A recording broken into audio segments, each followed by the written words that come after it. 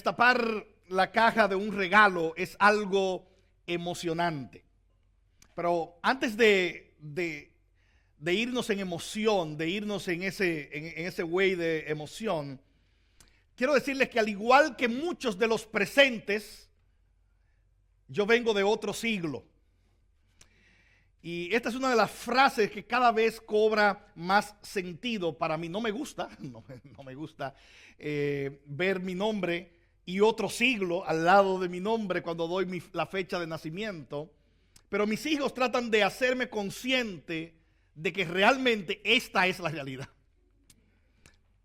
Muchas más veces de la que yo quisiera. Déjenme ser claro con esto. Miren, una de las frases más famosas de la popular trilogía de películas titulada Volver al Futuro es cuando Marty McFly, protagonista, corre delante del doctor Emmett Brown y viene delante de él y le dice: Doc, yo vengo del futuro. He viajado en la máquina del tiempo que usted construyó y ahora necesito regresar a 1985. No se equivoquen, cuando yo digo que vengo de otro siglo, no es del futuro que yo vengo, es del pasado. Y en el pasado, abrir un regalo podía contener cualquier tipo de sorpresa. Tú no sabías lo que había dentro del regalo. Ya no es así. Vivimos en otro siglo diferente al que yo nací. Y ahora una de las prácticas más comunes que nosotros encontramos en nuestro tiempo son los populares videos de unboxing. Entras a YouTube luego de que alguien compró un regalo para ti o de que tú compraras un regalo, y ahora tú puedes ver de manera muy clara qué trae el paquete y comienzas a ver allí porque hay alguien destapando el mismo regalo que te va a llegar a ti de manera exacta. Ahora puedes saber qué hay en tu regalo, qué hay empacado en tu regalo. Por ejemplo, puedes saber que antes los fabricadores de teléfonos incluían cargador, sticker, cable, audífono traía en la caja, y ahora cuando ves el unboxing de cualquier teléfono te das cuenta que el teléfono está ahí porque es obligado, porque estás comprando el teléfono. Ahora, a veces no es tan sencillo, aún sepamos lo que viene en el empaque, saber con exactitud qué se ha empacado allí. Por ejemplo, uno de los retos más grandes, y probablemente ustedes que están comprando ropa como regalo para darle a alguien, o comprando unos zapatos, y los esposos comprando probablemente algún elemento, atuendo para su esposa, se dan cuenta de que a veces no es tan fácil, aún tú sepas lo que viene, porque hay un elemento que se llama tamaño, y a veces el tamaño que se ve ahí o que nos dicen no es exactamente, y las tablas de tamaños que tienen ahí, los charts, parece que están en otro idioma, porque a veces tú dices, esto es small, y cuando llega large, o tú dices, esto es large, y no me sirve, y no quieres pensar que es que subiste algunas libritas, sino que simplemente ellos se equivocaron. Así que no es tan fácil a veces saber cómo está allí, que se ha empacado. En otras palabras, tú puedes tener el regalo confirmado, ordenado el regalo ha sido confirmado, pero necesitas saber exactamente qué fue lo que empacaron, qué es exactamente lo que hay allí. Hermanos, de la misma manera nosotros hemos visto en los dos sermones anteriores que Cristo es ese regalo, y Cristo es ese regalo que fue ordenado, es el regalo que fue confirmado, como vimos la semana pasada. Él es la verdadera Navidad. Cristo es el regalo que nuestros pecados necesitan, que nosotros necesitamos para ser salvos. De hecho, el regalo no solo fue ordenado, como decíamos, el regalo fue confirmado. Sin embargo, muchas personas hoy siguen usando el nombre de Cristo o el nombre Jesús para referirse a una persona totalmente diferente al que la Biblia describe como Jesús. En otras palabras, ellos tienen la caja del regalo y dice Jesús afuera, pero cuando tú ves en ese paquete que ellos tienen en sus manos de concepciones acerca de quién es Jesús, tú dices, ese no es el regalo, ese no es el Salvador, ese no es el regalo prometido, ese no es Cristo, ese no es el Jesús como es descrito en la palabra de Dios. ¿Qué necesitamos hacer, hermanos? Necesitamos ir a la Biblia y ver quién es Jesús, y ver ese regalo que nosotros proclamamos y que la Biblia proclama, que Jesús es para nuestra salvación. ¿Quién es Jesús? ¿Qué hay empacado en todo ese concepto, en toda esa persona llamado a Jesucristo nuestro Salvador. Todos los evangelistas, Mateo, Marcos, Lucas y Juan, ellos nos hablan de la Navidad, nos hablan de cómo Dios entró al mundo. La manera de Juan explicarla en este pasaje que acabamos de leer es invitándonos, aún esto fuese escrito hace tantos años, Juan nos invita a ver un unboxing. Él nos invita a ver cómo se desempaca la persona del Señor Jesucristo. ¿Qué es este regalo empacado? ¿Quién es este regalo empacado? La idea muy clara de Juan, para que nosotros hoy no la perdamos de vista, es esta: Jesús es Dios hecho carne. Por lo que la Navidad es Dios morando en medio de pecadores para salvarlos. Déjenme repetir eso. Jesús es Dios. Eso es lo que Juan nos está diciendo. Jesús es Dios hecho carne, encarnado. Por lo que la verdadera Navidad es Dios morando en medio de pecadores para salvarlos. Este pasaje incluye 3 enseñanzas vitales acerca de Jesús, sin las cuales nadie puede ser salvo, sin las cuales nadie puede acercarse a Cristo como Señor y Salvador, a menos que esto esté claro. Así que esto es sumamente importante lo que estamos viendo hoy. Ese es el regalo empacado. ¿Cómo está empacado este regalo? 3 enseñanzas vitales acerca de Jesús. La primera es esta inmediatamente: Jesús posee una doble naturaleza. Jesús posee una doble naturaleza. Los versículos 1 hasta el 8 lo vemos inmediatamente. Eso es como Juan inicia su evangelio. Él dice: en el principio ya existía el verbo. Yo quiero que usted subraye eso allí en su Biblia. En el principio ya existía el verbo. Esa palabra verbo literalmente es en el idioma original logos, de donde viene la palabra lógica, de donde viene la palabra estudio. Cualquier cosa que se estudie hoy incluye la palabra logos al final. Si hablamos de teología, teos es Dios, logía viene de esa palabra logos, que significa estudio, palabra, discurso, la lógica detrás de cualquier tipo de enseñanza o estudio. Si usted va hoy, si el corazón de usted se le acelera, usted va a un cardiólogo, porque ese logos que está allí al final del título de ese hombre significa que él estudia, que él profundiza, que él habla acerca de cardio, que es corazón. Cualquier estudio incluye esa palabra logía o logos, de donde viene exactamente lo que Juan está diciendo. Jesús es el logos, Jesús es la profundización, la lógica, la palabra, el discurso verdadero acerca de quién Dios es. Versículo 1. Jesús es mucho más que eso, dice Juan. Y el verbo estaba con Dios. Y el verbo, el logos, hablando de Jesús, era Dios. ¿De dónde saca Juan ese lenguaje del logos, del verbo, de la palabra, como aparece en otras versiones? Jesús es la palabra.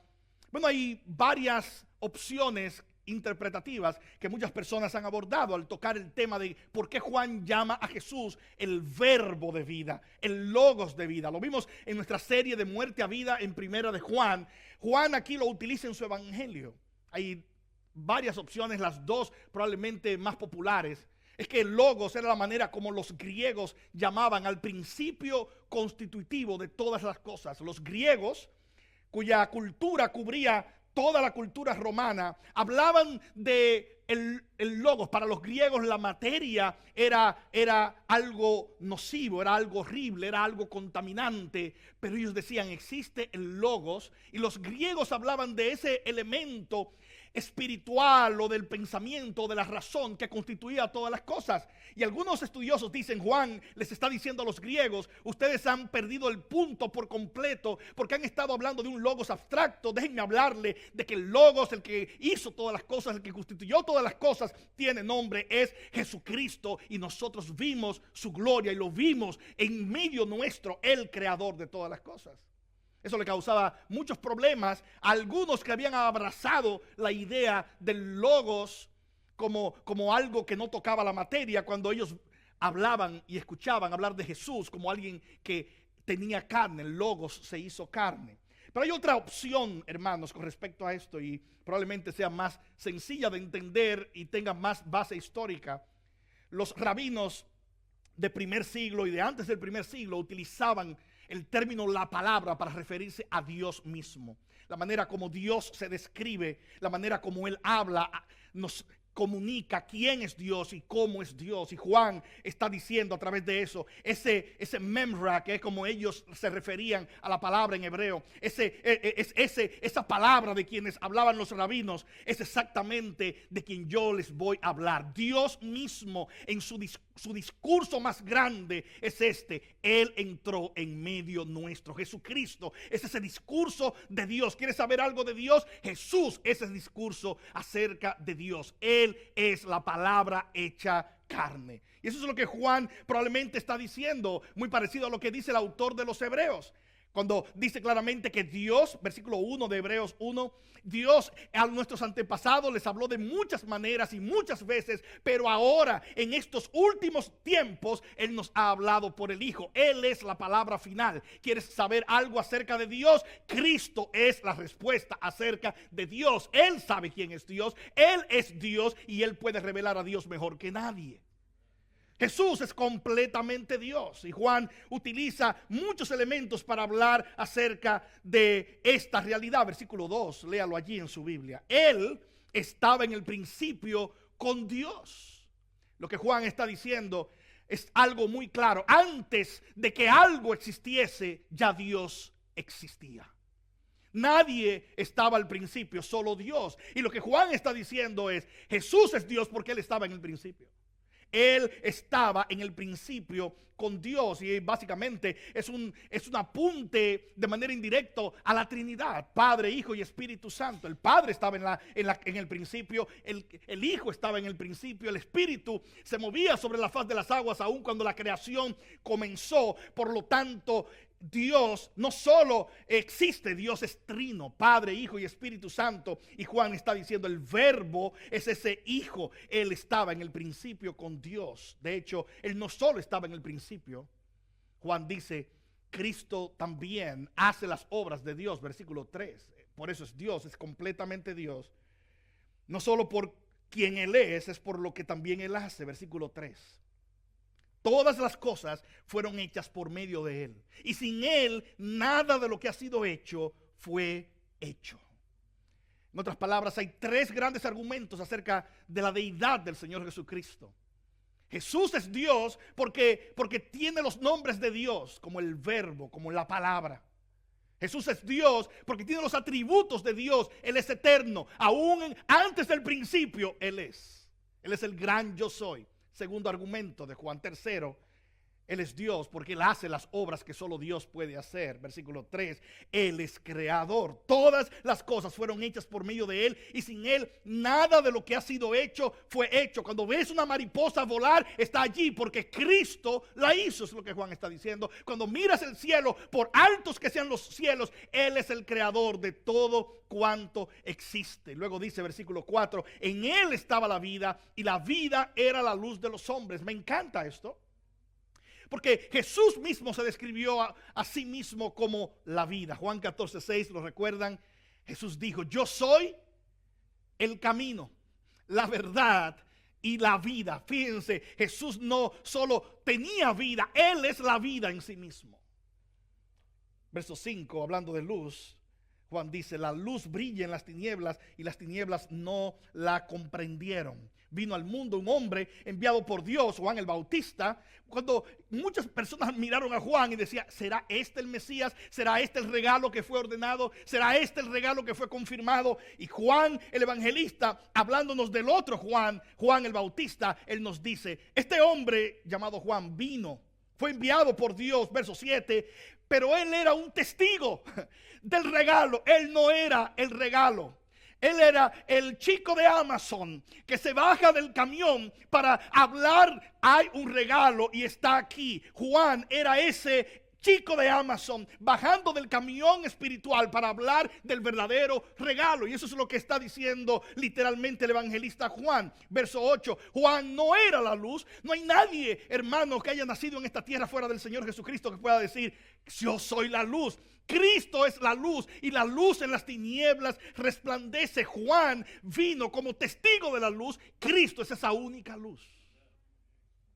Hermanos, algunas verdades acerca de esa afirmación de la deidad de Cristo. Él tiene doble naturaleza, ese es nuestro primer punto, doble naturaleza. La primera naturaleza es que Él es completamente Dios. Él es completamente Dios. El pasaje muestra claramente que Él tiene los tres elementos que así lo definen. Él toma los nombres de Dios, tiene los atributos de Dios, hace las obras de Dios. Pero Jesús posee una doble naturaleza. Así que nosotros adoramos a Jesús, quien es completamente Dios, pero Él es completamente humano. Y a veces esta es una de las partes que en los estudios teológicos se le dedica muy poco tiempo, porque lo asumimos, ok, Él era humano. Pero ¿qué significa que Jesús era completamente humano? Y lo dice claramente el pasaje. Vaya al versículo 14, por favor. Como dice en su Biblia, el verbo, esa era la parte con la que los gnósticos chocaban. El verbo, el logos de vida, aquel que es purísimo, aquel que es perfectísimo, aquel que gobierna sobre todo y que espiritualmente es puro y está sobre cualquier cosa jamás existente, porque Él es el creador. Versículo 14, el verbo se hizo carne. El verbo se encarnó. Jesús es completamente humano, no solo completamente Dios, Él es completamente humano. Basilio, uno de los teólogos más destacados en la historia de la iglesia, me encanta cómo él solía decirlo. Él decía, todo lo que Cristo asumió también lo redimió. En otras palabras, Basilio respondía, Él tomó un cuerpo porque para redimir nuestro cuerpo a través de su resurrección. Y la escritura es muy clara de que aún nuestro cuerpo será transformado en la venida del Señor Jesucristo. Pero Él también tomó un alma humana, porque lo que Cristo hace es transformar nuestras almas y darle a nuestra alma la sed, saciar la sed que nuestra alma tiene. Y nadie puede saciar la sed que nuestra alma tiene, solo aquel que asumió tener un alma humana. Jesús tenía un cuerpo humano y tenía un alma humana. Él fue completamente humano. Algo más que eso, nadie ha visto jamás a Dios. El unigénito Dios, me encanta como Juan lo dice, el unigénito Dios, el Hijo que está en el seno del Padre, Él lo ha dado a conocer. ¿Quieres saber algo de Dios? Tienes que preguntarle a Cristo. Él es la palabra final acerca de Dios. C.S. Lewis, uno de los escritores más fascinantes que encontramos en la historia de la literatura, un hombre que por muchos años fue un agnóstico, un hombre que negaba aún la posibilidad de conocer a Dios. Dios transformó su vida y en la bella Inglaterra fue transformado por el poder de Dios y se convirtió a partir de eso en uno de los autores cristianos más impactantes de todos los tiempos. C.S. Lewis, él hablando, solía decir de manera bastante clara la importancia que tiene, hermanos, el nosotros poder entender la dulce verdad acerca de Cristo. Nosotros no podemos conocer jamás completamente a Dios aparte del Señor Jesús. Y C.S. Lewis decía, no es que tú no vas a tener ideas sobre Dios si tú no lees la Biblia. No es que si tú no oyes lo que Cristo dice sobre Dios, tú no vas a tener ideas de Dios. Vas a tener muchas ideas de Dios, equivocadas.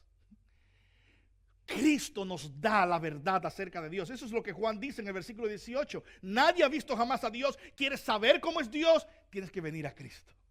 Él revela completamente y da a conocer quién es Dios. Él es completamente humano. Hermanos, y eso me hace pensar de forma muy clara. Cuando tú vas a los evangelios, tú ves a Cristo que a veces tiene sed. En la cruz dijo, tengo sed. Que a veces dormía, ¿verdad? Y estaba cansado y tenía que moverse a un lugar. Y es una manera de cada autor bíblico de decirte, tu Salvador no solo te conoce porque es Dios, Él te conoce porque experimentó lo que tú experimentas. Como dice el autor de los Hebreos, Él fue tentado en todo, pero sin pecado. Él experimentó cada una de nuestras debilidades para redimirnos de esas debilidades. Todo lo que asumió también lo redimió. Me encanta cómo el autor de Hebreos en el capítulo 2, versículo 17, verso 18 lo dice. Dice, por tanto tenía que ser hecho semejante a sus hermanos en todo, a fin de que llegara a ser un sumo sacerdote misericordioso y fiel en las cosas que a Dios atañen, para hacer propiciación por los pecados del pueblo. Pues por cuanto él mismo fue tentado en el sufrimiento, es poderoso para socorrer a los que son tentados. Estás atravesando tentación. Jesús sabe lo que es ser tentado. Tienes un sumo sacerdote que se compadece de nosotros. No importa el dolor que cubra tu vida, Jesús puede conocer profundamente cómo se siente esto. Él sufrió en carne propia lo que significa ser humano. No simplemente para verlo, sino para acompañar a aquellos que Él salva y para ser la esperanza eterna de aquellos que para su gloria Él redime. Cristo te conoce y me conoce. Él sabe lo que es llorar. Él sabe lo que es tener debilidad. Completamente humano. Así que tenemos un Salvador completamente divino, completamente humano, que nos puede representar en la cruz porque es hombre y que su sacrificio es perfecto porque Él es Dios. Hermanos, no puedes encontrar nada de esto en ninguna filosofía, en ningún tipo de religión. Solo el Evangelio proclama al verdadero Salvador, el Dios que no solo recibe nuestra adoración, sino que baja a lo más profundo para salvarnos. De hecho, hay uno de los pasajes más claros acerca de esta doble naturaleza de Jesús. Se encuentra en Marcos capítulo 4. Si vas a Marcos capítulo 4, te vas a dar cuenta de que es un pasaje donde se nos habla de una tempestad. Jesús, los discípulos van en una embarcación y en medio de la tempestad Jesús dormía. Que es una de las proclamaciones más grandes de que es un ser humano, de que es completamente humano. Así que los discípulos, algunos de ellos expertos en estar en las aguas, porque algunos habían estado como teniendo el oficio de ser pescadores, estaban aterrorizados y Jesús dormía. Así que vienen delante de Jesús y mueven a Jesús. Señor, pero estamos al borde de morir. Esto se va a hundir. ¿Cómo estás allí durmiendo? Jesús se levanta y le dice, ¿ustedes no tienen fe? ¿Ustedes creen que el que está aquí durmiendo es simplemente un hombre? Así que Jesús se levanta y cuando se pone de pie, la escritura es muy clara. Jesús dice que mirando la tempestad, le habló a los vientos y le dijo a los vientos, deténganse. Inmediatamente, dice la escritura, hubo grande bonanza. Me encanta cómo Marcos termina ese pasaje. Él termina con una pregunta. Los discípulos diciendo, ¿quién es este hombre? ¿Quién es este hombre que aún los vientos le obedecen? Hermanos, la pregunta es retórica. Ese que es completamente hombre es completamente Dios. Lo que Marcos está diciendo es, ¿cuántos hombres ustedes conocen? Imaginemos que estemos en una ciudad y comenzamos a hacer un censo. Comencemos a preguntar, hombre tras hombre, mujer tras mujer, a cualquier ser humano de cualquier edad, cuando tú le hablas a los vientos, ¿ellos te obedecen? Cuando tú le hablas a los vientos, ellos te obedecen. Cuando tú les hablas a los vientos, ellos te obedecen. Cuando tú le hablas al mar, el mar te obedece. Cuando tú les dices, mira, viento, detente, el viento se detiene. Y la respuesta en cualquier censo será 100% no. Lo que Marcos dice con Jesús, con este regalo maravilloso de la salvación, con nuestro Salvador, la respuesta es totalmente diferente que con cualquier otro ser humano, persona que nosotros podamos pensar en toda la historia. Jesús le habla a los vientos y los vientos le obedecen. Salmo 104, Dios creó los vientos.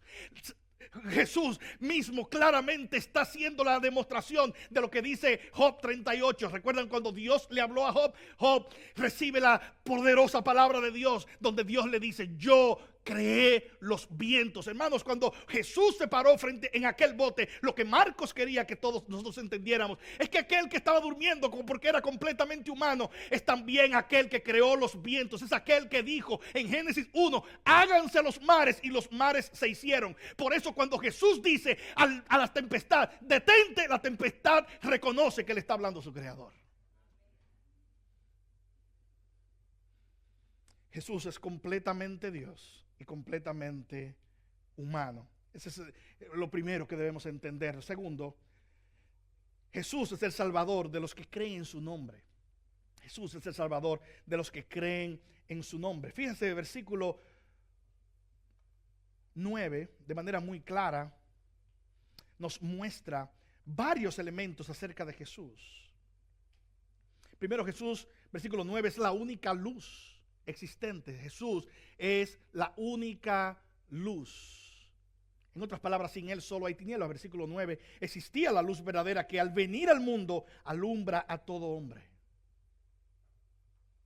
¿Estás en luz o estás en tinieblas? La respuesta es muy rápida y es muy sencilla. Si no estás en Cristo, estás en tinieblas.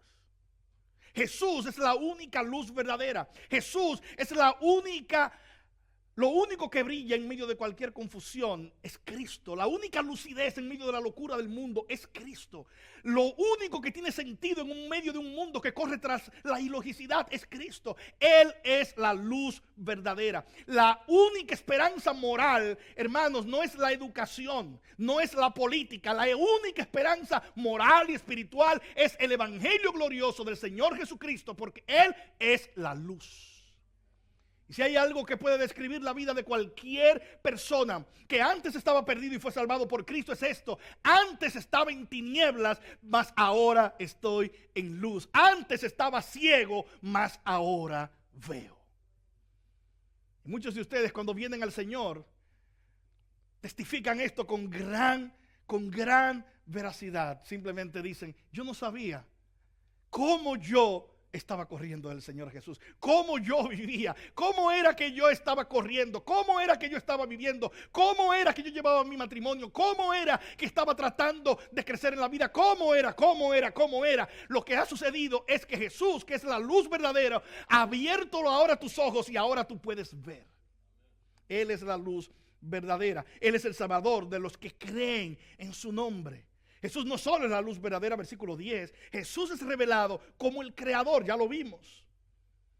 Lo que significa también, hermanos, es que todos somos criaturas de Dios. Y aquí hay una gran diferencia que este pasaje nos dará entre lo que es ser criatura de Dios y lo que es ser hijo de Dios. Son dos conceptos que parecen similares, parecen iguales. ¿Por qué hoy utilizamos el término hijo de forma tan indistintas? Hay personas que tienen un gato y dicen: tenemos un nuevo hijo en la casa. Déjame decirte algo, probablemente no nadie te lo ha dicho: tu gato no es tu hijo. Y ahí están los perros. Los perros tampoco. Ser hijo es una condición legal que se adquiere. Por eso tenemos hijos biológicos y tenemos hijos adoptados. Gloria al Señor por el milagro de la adopción. Gloria al Señor por el corazón de padres que adoptan. Y tenemos en medio nuestro. Y para mí es un enorme gozo, porque es un gran reflejo y es una gran imagen de lo que el Evangelio es. Este pasaje habla de esa paternidad. Versículo 11. Mira la diferencia aquí. Versículo 11, vaya conmigo. Luego de decir que Cristo creó todas las cosas, Él es el creador, todos los seres humanos son criaturas de Él. Él estaba en el mundo fue hecho por medio de Él y el mundo no lo conoció. Fíjate, las criaturas no lo conocieron. Verso 11, a lo suyo, a su propósito, a lo suyo vino y los suyos no lo recibieron. Jesús entró a la historia en esta comunidad de Palestina y dice: y los suyos no lo recibieron. En otras palabras, el pecado es en última instancia una rebelión de las criaturas contra el Creador. Eso es lo que es el pecado. Dios te creó, Dios me creó. ¿Qué es el pecado? Es cuando la criatura le dice al Creador: ok, voy a utilizar tu oxígeno, lo voy a respirar. Voy a usar tu tiempo, lo que llamamos vida en esta tierra. Ok, la voy a utilizar. Voy a utilizar tus recursos, voy a caminar en tu mundo, voy a hacer todo esto y lo voy a hacer para mí, no para ti que eres mi creador. Ese es el pecado. El pecado es tomar todo lo que Dios nos ha dado, incluyendo lo que nosotros somos, y utilizarlo de una manera que deshonra a aquel que nos lo dio. Es el creador poniendo sus dones en las manos de sus criaturas para que ellos lo honren y ellos tomándolo para adorar otros dioses. A los suyos vino, a los suyos no lo recibieron, verso 12, pero a todos los que lo recibieron les dio el derecho, subraye eso, les dio el derecho de llegar a ser hijos de Dios. ¿Se da cuenta? Pasar de ser criaturas a ser hijos de Dios. Y yo sé que muchos de ustedes han crecido en contextos donde le dicen, todos somos hijos de Dios por Adán y Eva. Ok, somos criaturas de Dios por Adán y Eva. Pero hijos de Dios es como dice aquí, mira, deja que Dios te lo diga. Es un derecho, versículo 12, subráyalo allí, que Dios otorga a aquellos que creen en su nombre. Hermanos, cuando la Escritura menciona el término nombre, de principio a fin, el nombre es una descripción de la persona. Por eso Dios se revela con múltiples nombres en las Escrituras. Cuando la Escritura dice, Él es Yahweh Nisi, lo que está diciendo, Él es el Dios que levanta pendón en alto por nosotros. Cuando dice, Él es Yahweh Rafa, está diciendo, Él es Dios quien también nos sana, Él es nuestro sanador. Cuando la Escritura dice, Él es Yahweh Jireh, Él está diciendo, Él es el que está viéndonos y el que está viendo por nosotros. Así que cada nombre de Dios habla de un atributo de Dios. Lo que está diciendo aquí de manera muy clara es que no basta con reconocer que Jesús es Dios, no basta con reconocer que Jesús es completamente humano en cuanto Él vino a representarnos y sacrificarse por nosotros. Hay algo más, hay un paso mucho mayor que simplemente escuchar canciones acerca de Jesús. Hay un paso mucho mayor que simplemente memorizar atributos de Jesús. El paso es es confiar en Jesús como tu único y suficiente Salvador, reconociendo que tú te has rebelado contra Él, pero que basta ya de rebelión, tú te quieres rendir a Él. Ser salvo es sobre muchas otras cosas un acto de rendición. Es un acto de decir, Señor Jesús, yo me he rebelado contra ti. Yo no te recibí de primera instancia. Yo caminé sin ti toda mi vida. Pero ahora yo reconozco que tú eres mi Salvador. Y yo creo en tu nombre. Yo creo en todo lo que tú eres. Y me rindo a ti. Es un acto de rendición, de decir, estoy cansado de pelear contra ti y de pelear sin ti. Y ahora yo quiero rendirme a ti para que ahora tú seas mi Dios y mi Salvador. Estoy cansado de tratar de luchar con mis pecados, con mis propias fuerzas, porque reconozco que tú eres el único que tiene poder para vencer el pecado. Es un acto de rendición que no se otorga humanamente. Tiene que ocurrir un milagro para que ocurra. Fíjate lo que dice un poquito más adelante. Sigue diciendo el texto. Jesús otorga el derecho de ser hijos de Dios. No se recibe por ser parte de un linaje humano. No viene de carne ni de sangre. Es por un milagro. Es una obra espiritual que el Señor hace. Él engendra a aquellos que han de ser hijos de Dios. ¿Sabe qué es lo maravilloso de todo esto? Muchos de nosotros nos cansamos de tratar de hacer las cosas a mi manera, como decía Frank Sinatra. ¿Saben que Frank Sinatra, al cantar eso, simplemente estaba diciendo, soy un pecador, soy un pecador? Cada estribillo pudiera ser sustituido con esa sola línea. Esa es la vida de todo ser humano, tratando de hacer las cosas a su manera, hasta que se rinde ante el Salvador y dice, ok, voy a hacerlo a tu manera. ¿Sabes lo peor de todo? Los seres humanos se involucran en ese vivir a su manera. Y a veces es como bueno preguntar, ¿cómo te ha ido viviendo a tu manera? ¿Tienes gozo viviendo a tu manera? ¿Tienes paz viviendo a tu manera? No es que a mí me gusta hacer las cosas como yo quiero. ¿Te ha ido bien así? La respuesta yo la sé. Y no me la sé porque sea inteligente. La sé porque Dios dice que sin Él lo único que vivirás es en tinieblas, tropezando, y vivirás en muerte espiritual. Pero Él quiere darte vida. Jesús es esa vida y la da a aquellos que vienen a Él. ¿Sabe que es sumamente motivante al leer este pasaje? Dice a todos los que le recibieron. No hay diferencia. Si estás en Jesús, tienes todos los privilegios que sus hijos tienen. Si estás en Jesús, aquí no hay diferencia, clero y laicos, ungidos y no ungidos. Aquí no hay diferencia, judío, gentil, hombre, mujer. Si estás en Cristo, tú tienes el derecho de ser llamado hijo de Dios. Cristo ha comprado ese derecho. Es como dice Gálatas capítulo 3, versículo 26. Pablo, probablemente pensando en esta misma afirmación, dice: pues todos ustedes son hijos de Dios mediante la fe en Cristo Jesús, porque todos los que fueron bautizados en Cristo, de Cristo se han revestido. No hay judío, ni griego, no hay esclavo, ni libre, no hay hombre, ni mujer, porque todos son uno en Cristo Jesús. No importa tu nacionalidad, ¿de dónde vienes? No importa si era de una zona rural o simplemente en la capital. No importa si estaba en el norte o estaba en el sur. No importa el idioma que hables. No importa la cultura que tengas. Si vienes a Cristo Jesús, Él ahora pone en ti la paternidad gloriosa de ser parte de la casa de Dios, de la familia de Dios. Y ese es el milagro, hermanos. Por eso aquí, cuando hablamos en Faith en español, al decir, tenemos 15 naciones representadas, ¿cómo puede mezclar 15 naciones en un mismo salón sin que haya heridos? Déjame decirte cuál es la respuesta. Cristo Jesús une personas de todas partes del mundo, porque su misión es salvar a perdidos, sin importar idioma y cultura y cualquier otro tipo de origen, background que haya. El evangelio une y lo hace verdaderamente. Nosotros somos un ejemplo de eso. Jesús, hermanos, es la verdadera Navidad. Eso es lo que significa. Sin embargo, recuerda esto.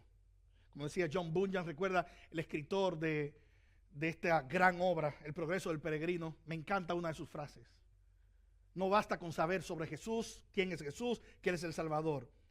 Esta es la frase, cito, dice: Cristo puede nacer 1000 veces en Belén, pero si no nace dentro de ti, estarás perdido por siempre. Cristo puede nacer 1000 veces en Belén, pero si no nace dentro de ti, estarás perdido por siempre. La verdadera Navidad, por lo tanto, no es el hecho simplemente recordar el hecho histórico, es que ese hecho histórico impacte tu vida de manera que ahora vivas para Él, porque Él nació en ti. Tercero y último, hermanos, la razón de esa frase que está en su pantalla es porque Jesús no es solo completamente hombre y completamente Dios, no solo posee una doble naturaleza, no solo Él salva a los que creen en Él. Jesús es la buena noticia. La buena noticia, el evangelio en sí mismo es Cristo Jesús. Versículo 14 dice: el Verbo se hizo carne y habitó entre nosotros, y vimos su gloria, gloria como del unigénito del Padre, lleno de gracia y de verdad. ¿Qué significa eso?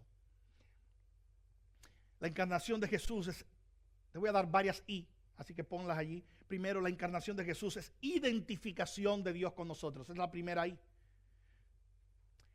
Jesús es la buena noticia. Y lo primero que eso significa, cuando dice claramente la Escritura, el Verbo, aquel que es Dios, aquel que está sobre todo, se hizo carne, lo que te está diciendo es que se identificó con nosotros. La encarnación, aquí viene la segunda ahí, la encarnación de Jesús no es solo identificación, es intimidad con Dios. Él nos da la intimidad con Dios, la relación con Dios que nosotros no teníamos. Cuando corrimos de Dios, perdimos relación con Dios. Esa es la razón por la que hay tantas religiones en el mundo. Déjame darte la respuesta a eso. ¿Qué es una religión? La religión es el esfuerzo humano para tratar de restaurar lo que solo Dios puede restaurar. La religión es un esfuerzo humano. El evangelio es el esfuerzo divino para hacer lo que nosotros no podemos hacer. Puedes tener 10 religiones e irte al infierno, pero puedes tener una relación con el Señor y tener vida eterna. Él no solo se ha identificado con nosotros, hermanos, y este pasaje es uno de los pasajes más llamativos, porque en español cuando lo leemos no podemos ni siquiera profundizar todo lo que dice. Dice: y el Verbo se hizo carne y habitó entre nosotros. Y la idea que nosotros tenemos en nuestra mente, ok, Dios mora con nosotros, ok, Él está con nosotros, ok, Él habita en medio nuestro. Pero esto es mucho, mucho más profundo que esto. La palabra que Juan usa aquí para hablar de que el Verbo habitó entre nosotros es una palabra que solo se utiliza para hablar de un solo elemento e institución en toda la Biblia.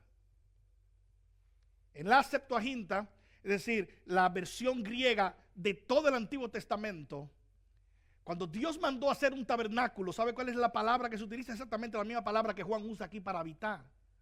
Lo que Juan está diciendo cuando dice, y Él habitó en medio nuestro, es que ese anhelo de que Dios estuviera allí, que la presencia de Dios estuviera con nosotros, que el pueblo de Israel tuvo en Cristo Jesús, es una realidad, porque Él hizo su tabernáculo en medio de nosotros. Eso es lo que significa cuando Cristo se encarnó, cuando Dios entró a nuestra historia. Lo que Él estaba haciendo era poner su tabernáculo de forma tal que ahora cualquiera que está en Cristo está en el lugar que puedes estar más cerca de Dios. El lugar más cerca de Dios del que puede estar no es un edificio, el lugar más cerca de Dios del que puedes estar es Cristo. Él es el tabernáculo de Dios. Él es el que asegura una presencia verdadera con Dios. Es imposible tener una relación con Dios sin Cristo. Él es únicamente la buena noticia. Él revela la presencia de Dios y nos invita a morar con Él. Versículo 18 termina diciendo: nadie ha visto jamás a Dios. El unigénito Dios que está en el seno del Padre, Él lo ha dado a conocer. Qué hermoso pasaje, hermanos, para ver el maravilloso regalo especial que ha sido enviado a pecadores como nosotros. Necesitamos recordarnos esa verdad de gracia. Todos necesitamos a Cristo. Mi oración es que hoy puedas ver al Salvador y que estemos conscientes de nuestra necesidad de gracia, y que la próxima vez que alguien te pregunte qué hay en la caja de tu regalo, puedas recordar que tu mayor regalo es lo que hay en todo este enorme paquete de salvación que es Cristo.